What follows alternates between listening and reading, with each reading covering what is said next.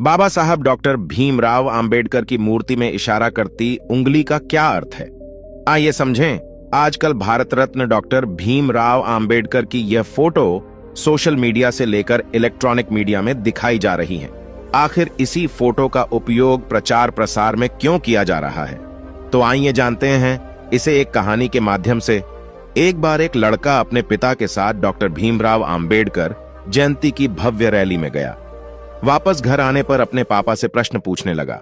लड़के ने कहा, पिताजी, बाबा साहेब हमेशा सूट बूट में ही क्यों रहते थे? पिताजी ने कहा, बेटा, क्योंकि बाबा साहेब ने बचपन में ही वो कड़वी यातनाएं झेली थीं, जो आज का कोई भी व्यक्ति नहीं झेल सकता है। जब उन्हें पाठशाला में पानी पीने के लिए भी किसी सवर्ण जाति के शिक्षक अथवा चपरासी पर निर्भर रहना पड़ता था, क्योंकि कोई अछूत अपने हाथ से पानी नहीं ले सकता था। उस समय अपने देश भारत की यह स्थिति थी। बड़ौदा के महाराज गायकवाड़ ने बाबा साहब भीमराव अंबेडकर को स्कॉलरशिप देकर पढ़ने के लिए विदेश भेजा।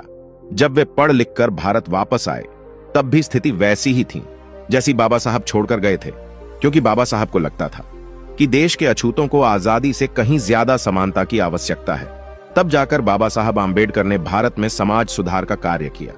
उन्हें लगता था कि मेरा समाज भी अच्छे कपड़े पहने, यदि मैं सुट-बूट में रहूंगा तो मेरा समाज मुझसे प्रेरणा लेकर और मुझे आदर्श मानकर खुद भी सूट बूट पहनेगा। लड़के ने लड़का, ठीक है पिताजी, आज से मैं भी सूट बूट में ही रहूंगा। फिर लड़के ने पूछा, अच्छा पिताजी, बाबा साहब की जेब में हमेशा पेन अर्थात कमल क्यों रहता था?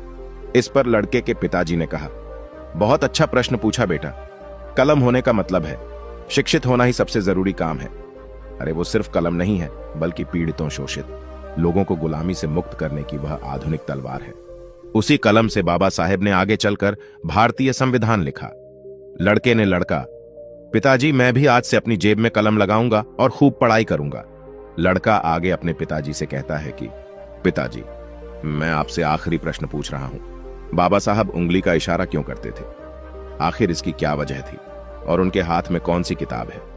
पिताजी ने कहा, बहुत अच्छा बेटा, बहुत सटीक और तर्कपूर्ण प्रश्न पूछा है आपने। बेटा, उनके हाथ में जो किताब है उसका नाम है भारतीय संविधान है। इस संविधान से भारत देश चलता है और यह संविधान बाबा साहब अंबेडकर ने बनाया है। इतना जातिवाद होने के बावजूद भी हमारे बाबा साहब ने हार नहीं मानी। वो लड़ते रहे और अंत में ऐसा संविधान बना दिया। न कभी ऐसा बना और ना ही कभी ऐसा बनेगा। विश्व का सबसे बड़ा लिखित संविधान अपने देश भारत का है। और बेटा, मैं गर्व से कह सकता हूं कि मैं इस भारत देश का निवासी हूं। इसी संविधान से सभी को समता, स्वतंत्रता